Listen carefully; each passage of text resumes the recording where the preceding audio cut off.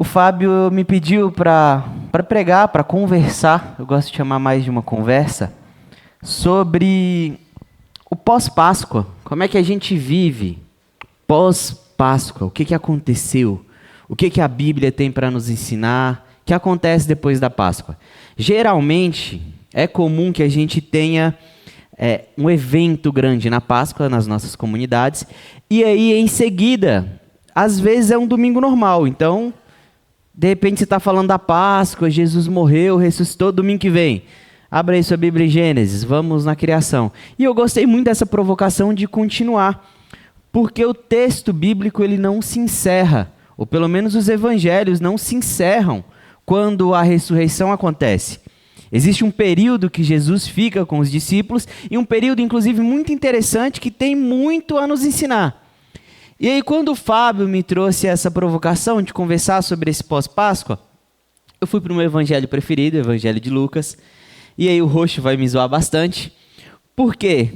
Porque é o texto que, durante os meus 3 primeiros anos de ministério aqui nos Jovens, eu comecei a falar dele em todo começo de ano, e eu terminei com esse texto os meus 3 primeiros anos. Então, os jovens aí já conhecem, é o famoso texto do caminho de Emaús. Então, eu queria que você abrisse a sua Bíblia em Lucas 24,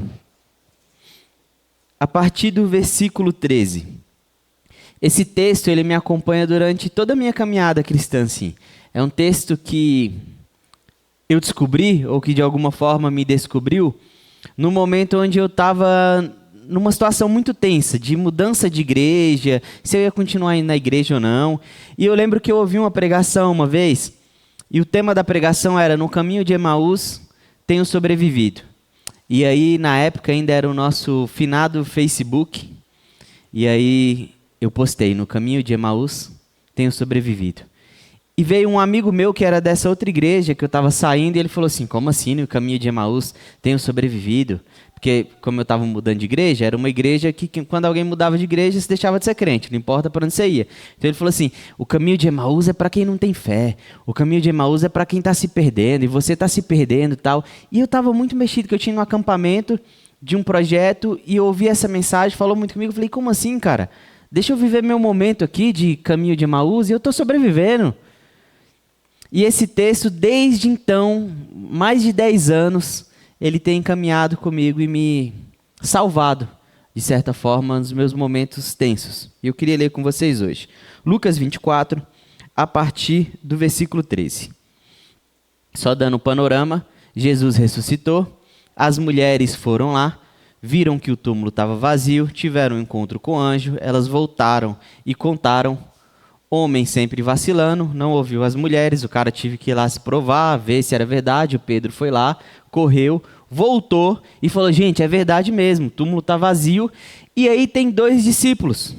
E a história desses 2 discípulos, que inclusive o texto bíblico vai dizer que eram da minha terra, de Minas Gerais. Mas eu explico depois o porquê. Naquele mesmo dia, 2 dos seguidores de Jesus caminhavam para o povoado de Emaús, a 11 quilômetros de Jerusalém. Vou fazendo pausas, tá? 11 quilômetros é um pouco mais do que daqui na Unicamp. Eu calculei aqui antes de ir, se você fosse a pé daqui na Unicamp, você ia demorar mais ou menos 2 horas. Provavelmente era uma estrada de terra, tal, tudo aquilo, então pensa aí 2 horas e meia de caminhada, talvez. Enquanto no caminho falavam a respeito de tudo o que havia acontecido, enquanto conversavam e discutiam, o próprio Jesus se aproximou e começou a andar com eles. Os olhos deles, porém, estavam como que impedidos de reconhecê-lo. Jesus lhes perguntou: sobre o que vocês tanto debatem enquanto caminham? Eles pararam, com o rosto entristecido. Então um deles, chamado Cleopas, respondeu: você deve ser a única pessoa em Jerusalém que não sabe das coisas que aconteceram lá nos últimos dias. Eu fico imaginando essa conversa, o cara assim: mano, você não sabe o que aconteceu? Como assim? Você não tem um Twitter, você não tem uma internet, você não conversou com ninguém. Imagina um assunto que todo mundo ia estar conversando. Sei lá, imagina aí um time que nunca ganhou o Mundial, de repente ganhou o Mundial.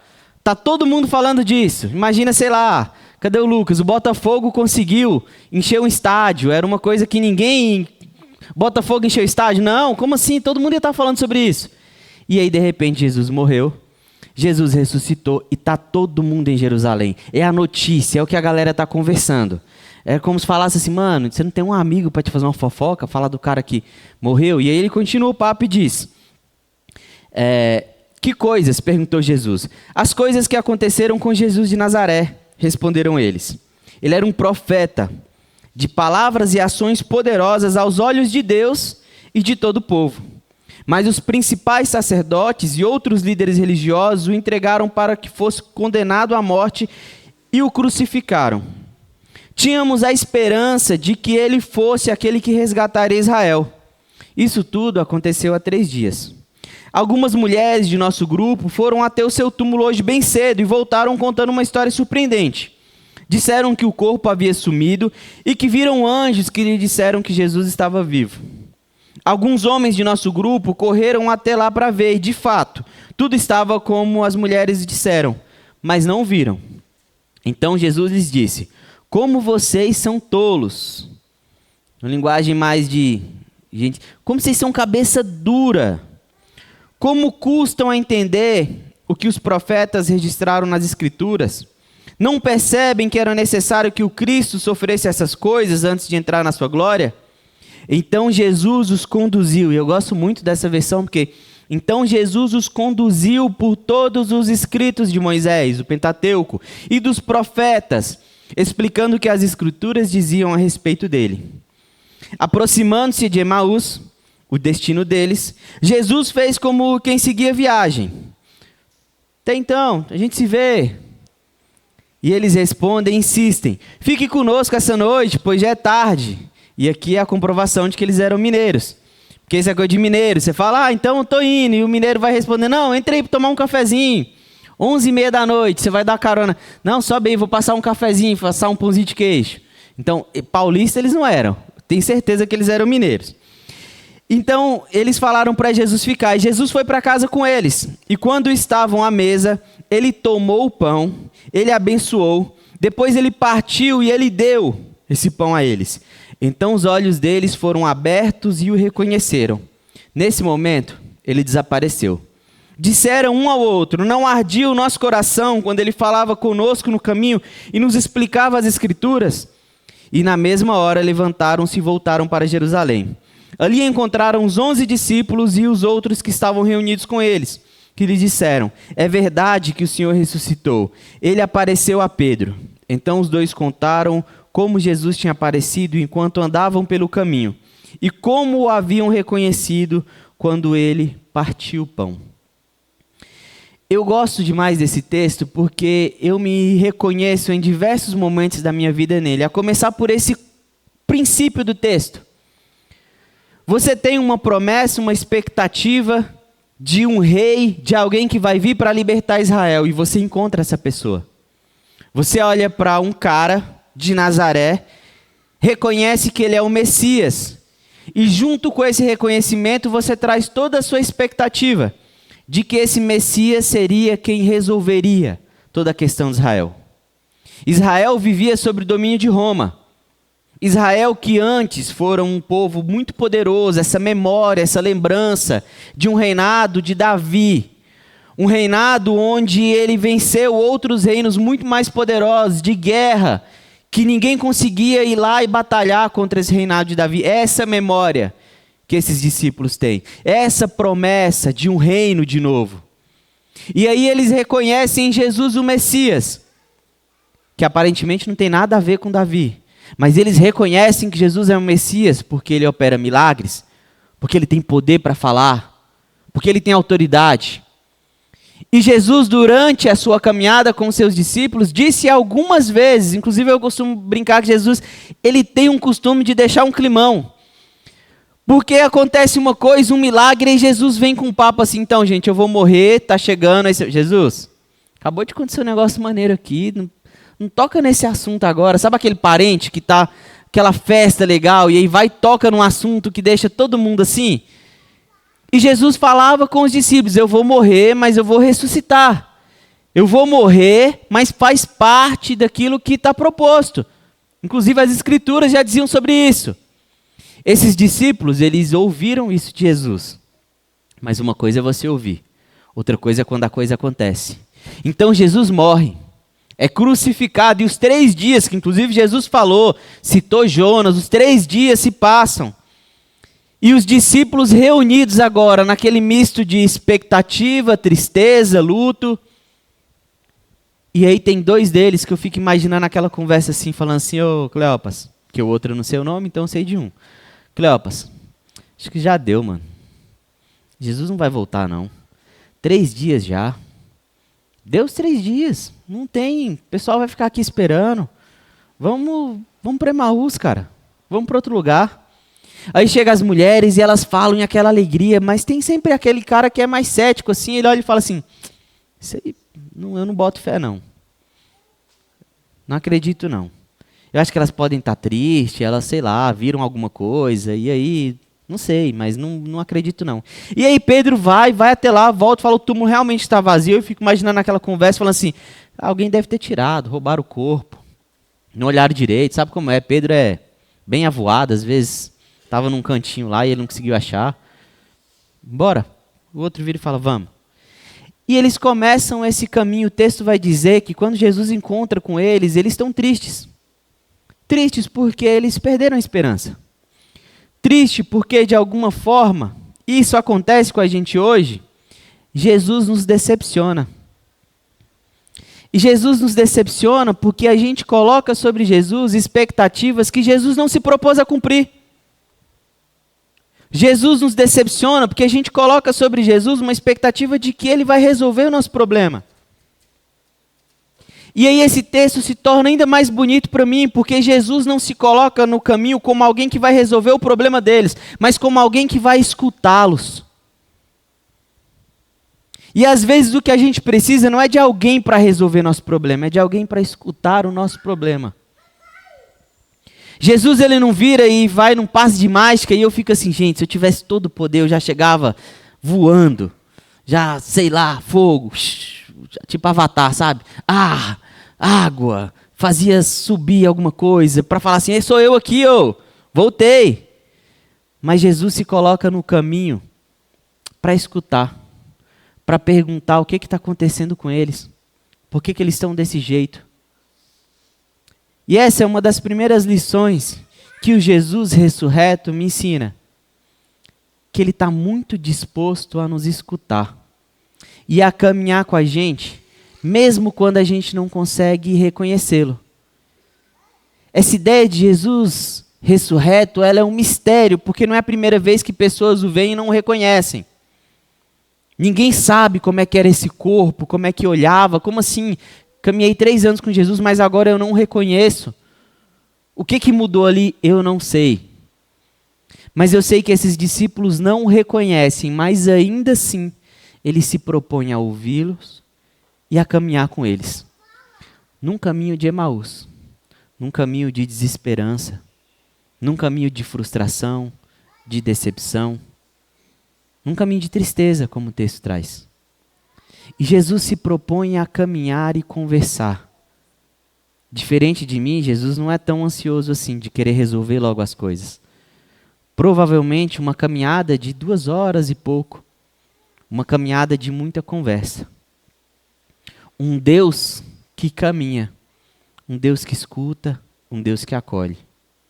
E o texto continua dizendo que Jesus ele vai conduzir esses 2 por todo o texto bíblico da época, que era o nosso Antigo Testamento. E Jesus faz algo que a gente, enquanto igreja, precisa resgatar. Que é olhar para o texto, interpretar o texto, conduzir o texto, seja qual ele for, até a pessoa de Jesus. Na teologia, a gente costuma dizer que para a gente ler um texto é necessário uma chave hermenêutica. Existem algumas comunidades que usam como a chave hermenêutica, por exemplo, a riqueza. Então, tudo que ela lê no texto é a partir de uma lente, é a partir de um óculos que procura a riqueza. Existem outras comunidades e existe, inclusive, uma deturpação do texto bíblico que é lê-lo a partir de uma ótica do poder. Então, a gente lê o texto com um óculos que busca uma perspectiva de reconhecer poder. E aí a gente cria uma narrativa, cria uma teologia, cria uma prática comunitária que gera violência. Porque agora eu sou o povo de Deus. Se o Lázaro pensa diferente de mim, ele não é o povo de Deus, então ele é meu inimigo, e o meu Senhor é o Senhor dos Exércitos, que deu a vitória, e ele vai me dar a vitória diante do Lázaro, que não é tão gigante, mas é o meu inimigo, porque ele fez isso com Davi. A gente cria uma lógica onde Deus, ele está caminhando com quem tem prosperidade financeira, porque a gente pode olhar para o texto e criar os nossos próprios deuses a partir do texto que fala sobre o Deus, Pai de Jesus. E Jesus ensina para aqueles 2 discípulos a conduzir o texto de uma forma que chegue até ele. Hoje eu tive uma conversa, hoje eu dei aula para os adolescentes. E a gente teve uma conversa muito legal, porque às vezes é difícil você ler alguns textos bíblicos. A gente foi ler um texto em Levítico que vai dizer que 2 pessoas entraram diante da presença de Deus e o fogo as consumiu. A gente vai pensar esse Deus que ainda está se apresentando, e dentro da teologia a gente vai chamar de revelação progressiva. A gente quer fechar a ideia de Deus, um Deus que no Antigo Testamento ainda está se apresentando. Mas a forma como a gente conversou e que eu expliquei isso para os adolescentes é que quando Deus diz de fato, esse daqui sou eu, se você quer aprender sobre mim, olha para esse daqui é Jesus. Tudo que eu fiz até agora foi uma caminhada, foi um projeto para chegar no momento onde agora eu me apresento a vocês. Prazer, Jesus. Deus para a gente tem o nome de Jesus.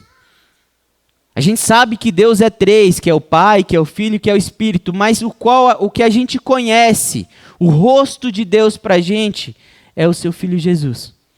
E Jesus vai ensinando para esses discípulos, talvez a melhor aula de teologia do Antigo Testamento que já existiu na face da terra, durou 2 horas. E Jesus ensinando, e eu fico falando, gente, Jesus deve falar muito rápido, porque em 2 horas ele passou por todo o Pentateuco, os profetas. E o texto vai dizer que Jesus ensinou como todo esse Antigo Testamento apontava para ele.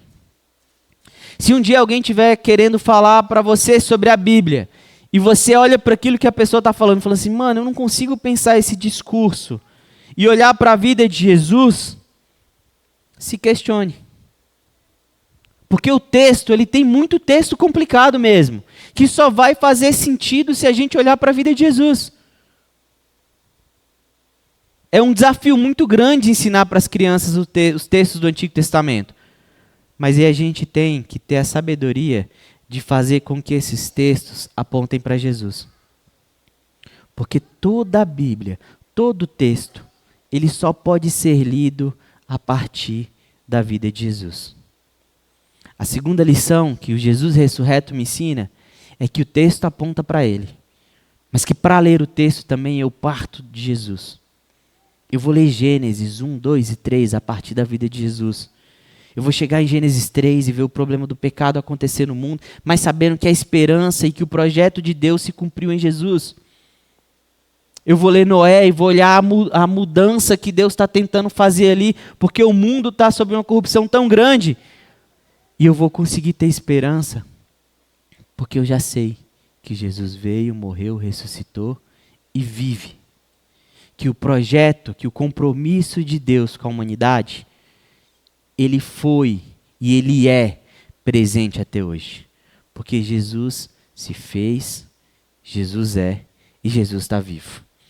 A terceira lição que o texto me ensina, que o texto nos ensina, é que a palavra, ela tem um poder, e eu acho isso muito bonito, que os discípulos vão virar e falar assim, o nosso coração não ardia enquanto ele nos falava das Escrituras? O nosso coração não era aquecido enquanto a gente ouvia a pregação, essa conversa, essa explicação? E eu falo por mim, é uma disciplina, e eu vou chamar de disciplina porque é uma disciplina, a gente viver um hábito, a gente viver uma devoção de leitura do texto. Na nova geração, agora a gente começou até a incentivar as crianças a trazerem o texto bíblico. Mas trazer a Bíblia de papel mesmo. Porque eu também tenho no celular. Mas o hábito de ler, a pedagogia simbólica, porque a gente é simbólico. Não adianta a gente achar que a gente não é simbólico. A gente é simbólico. Às vezes a gente critica os católicos, mas todo ser humano é simbólico. E de ter o texto, a palavra. Você pode talvez ter a disciplina de ter no celular, mas às vezes eu tenho que ler ali no papel, porque é uma coisa que é de alguma uma memória afetiva para mim. Mas da gente resgatar. Porque, infelizmente, quando eu converso com os adolescentes, com os pré-adolescentes, e até com as crianças, e eu faço isso, e se você é pai, mãe, eles deduram vocês, tá? Eles falam. É tipo assim, na sua casa, como é que é lá? O pessoal lê a Bíblia? Não. Meu pai manda eu ler a Bíblia, mas ele mesmo não lê, nunca vi. Mas sua mãe lê a Bíblia? Não. Ela fala que é para eu ler, briga que eu não leio, mas ela mesma não lê. Como é que a gente vai manter o nosso coração aquecido? Se o que o texto ensina para a gente, que a leitura, que a palavra mantém o nosso coração aquecido, se a gente decide de lado, se a gente não se relaciona com o texto. Uma vez eu fui explicar, e teve uma adolescente que virou para mim e falou assim, agora eu entendi que é importante ler a Bíblia. Como é que eu falei? Eu falei assim, quando vocês estão apaixonados, o que vocês fazem? Aí um falou assim, eu vou stalkear a pessoa, né? Eu vou lá no Instagram, para quem não sabe o que é o stalkear é assim, a pessoa está apaixonada, ela vai saber tudo. Ela vai no Instagram, nas fotos mais antigas, se achar o Facebook, vai nas marcações, em quem marcou ela, quem que ela segue, quem que comentou. Então isso é o stalkear. E aí eu fui e falei com ela, falei com esses adolescentes, falei assim, a Bíblia é a maneira que a gente tem de stalkear Jesus. Por que quando a gente está apaixonado, a gente quer saber tudo sobre a pessoa e a gente busca lá nas redes sociais toda forma de ter acesso? Mas por que por Jesus, que a gente diz ter esse amor, a gente não tem esse interesse de querer saber sobre? De querer ouvir as histórias? De querer perceber ali como é que Jesus agiu em cada relação, em cada momento, em cada cuidado, em cada milagre? Quais as falas de Jesus? Quais as pregações de Jesus? Porque eu acho que é importante a gente vir na nossa comunidade e ouvir uma pregação. Mas, gente, tem pregações no próprio texto bíblico. Tem orações. E por que a gente parou de aquecer o nosso coração com o texto bíblico? A gente vive numa sociedade que cada vez mais, que as coisas já digeridas, assim, não quer, numa linguagem mais aí de quem conhece roça, ruminar. E o texto é para a gente ruminar. Me desculpem pelo nojeira, mas ruminar é quando a vaca come, engole, coloca de novo para fora e continua mastigando. E a gente deveria ruminar o texto bíblico. Porque não adianta a gente querer engolir. Eu estou dizendo que um texto, e talvez o texto que eu mais li na minha vida, e é o texto que é onde eu procuro todas as vezes me encontrar. É o texto onde eu tenho que voltar diversas vezes, seja no meu caminho de desesperança, seja quando eu percebo alguma coisa do texto, seja quando eu tenho que pregar, seja fazer um devocional, porque o texto é vivo. Porque o texto fala sobre um Deus vivo. E é a forma da gente conhecer, ou uma das formas, ou talvez uma das principais formas da gente conhecer o nosso Deus.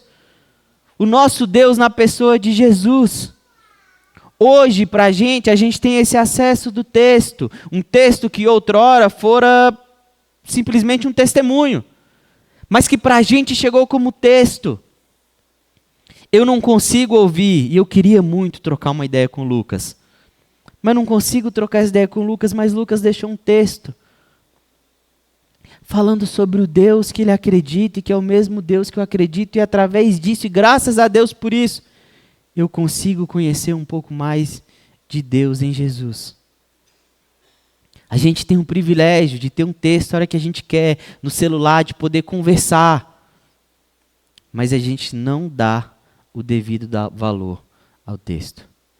E a Bíblia ensina para a gente, esses discípulos do caminho de Emaús ensinam para a gente que o texto tem o poder de fazer o nosso coração se aquecer. Em tempos tão frios, o texto aquece o nosso coração. Mas o texto pelo texto não resolve a nossa fé. Porque tem muita gente que sabe muito do texto. Muito mais do que eu, muito mais do que o Fábio Rocha, muito mais que o pastor Fábio, que o professor do seminário, mas não tem uma relação com Cristo.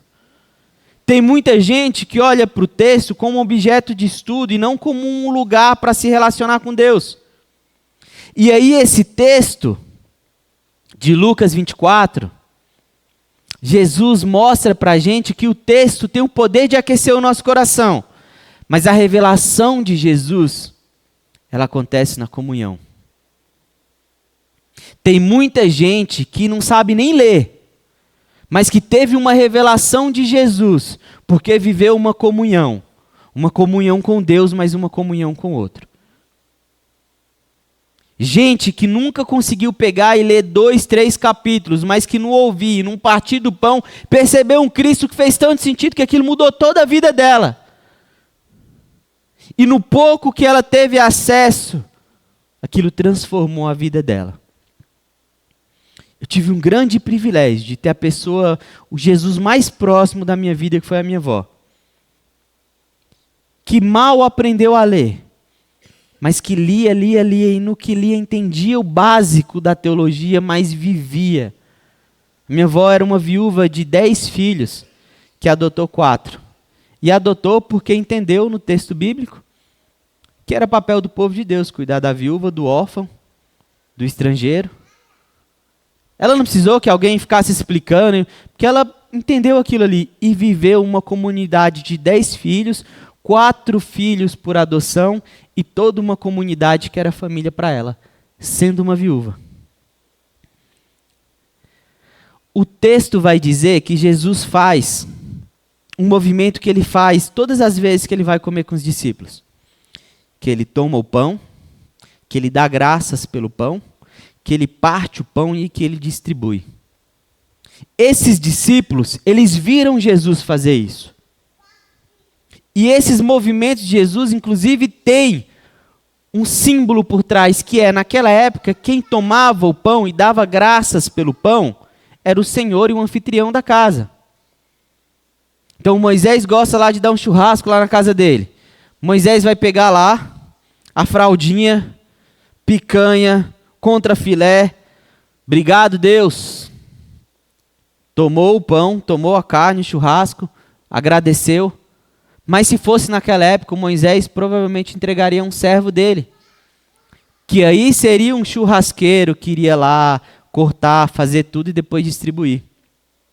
Inclusive no texto onde Jesus lava os pés dos discípulos, é a mesma lógica da ceia. Que não há espaço para senhor e escravo, porque nessa mesa da comunhão todo mundo é igual. Os discípulos veem então Jesus fazendo o ato do partir, do tomar, do agradecer, do partir e distribuir. E um olha para o outro e fala assim, cara, é ele? E aí o texto é um mistério, porque Jesus some. Essa repetição das coisas que já aconteceram, como quando Pedro olha e fala, peraí, quem me mandou pescar outra hora? Não, então é Jesus que está ali. Essa comunhão de partir o pão, de dividir o que eu tenho, de dar graças pelo que eu tenho, mas entender que isso acontece em comunidade, isso revela Jesus para a gente. O Cristo ressurreto e vivo nesse texto, mas vivo hoje, ele continua partindo pão, distribuindo pão. E virando para a gente e falando assim, vamos lá, faz aí, agora é vocês. Eu já ensinei, agora eu vou fazer através de vocês. Porque eu quero que outras pessoas possam me reconhecer. A gente aprende nesse texto que Jesus caminha com a gente mesmo quando a gente não vê. Que caminha com a gente mesmo quando a gente está triste.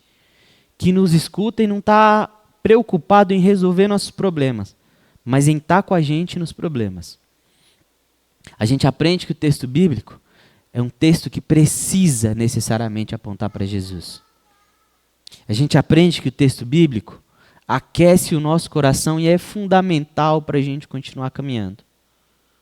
Mas no final de tudo, a revelação de Jesus, ela acontece na comunhão. E quando eu penso a Páscoa, ela é um evento que aconteceu, mas para apontar para uma vida que vai continuar. Uma vida que continua.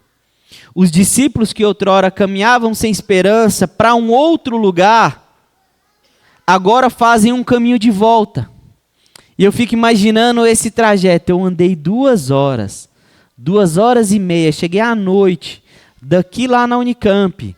E agora a gente vira e fala, cara, seguinte, a gente vai voltar, mas aí você assume primeiro que foi você que queria que a gente saísse de lá, porque vira para Maria e fala, não, Maria, desculpa, a gente vacilou, não acreditamos no que você falou não. E Pedro, você tinha razão também. Cara, quer saber? Vamos embora. E esses 2 discípulos, eles fazem um caminho de volta porque eles olharam para Jesus e aprenderam a importância da comunhão. Um caminho de volta para uma comunidade, um caminho de volta para a comunhão, um caminho onde a gente volta, e mesmo que em algum outro momento eu errei e disse, eu não acredito, agora eu volto e falo, eu estava errado. E uma comunidade que acolhe, uma comunidade que parte o pão. Se a gente quer continuar vivendo após Páscoa na nossa vida, a gente precisa aprender a preparar uma mesa, a partir o pão e revelar Jesus com a nossa vida.